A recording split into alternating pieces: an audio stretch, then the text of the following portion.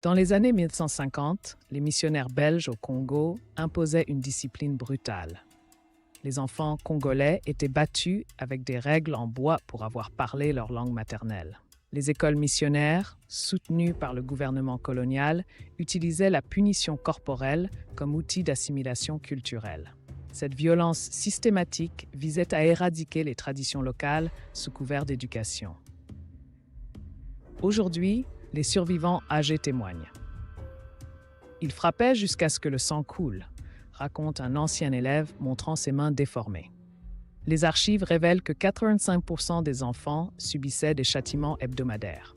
Les missionnaires documentaient eux-mêmes ces sévices, considérés comme nécessaires à la civilisation.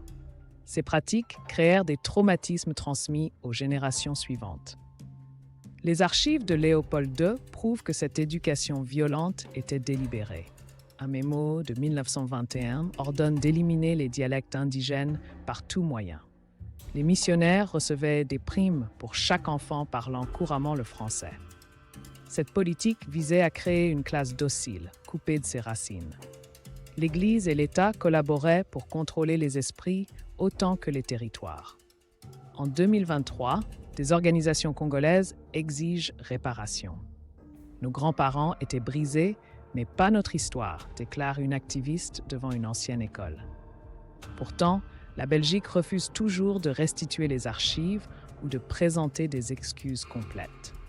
Les manuels scolaires belges minimisent ces crimes, tandis que les survivants meurent sans avoir vu justice. Aujourd'hui, des écoles congolaises réintroduisent les langues locales avec fierté. Nous enseignons l'histoire complète, explique une enseignante montrant des dessins d'enfants représentant le passé. Des projets collaboratifs belgo-congolais documentent enfin les témoignages. Ce travail de mémoire, bien que tardif, offre une voie vers la réconciliation, à condition que la Belgique reconnaisse pleinement ces crimes.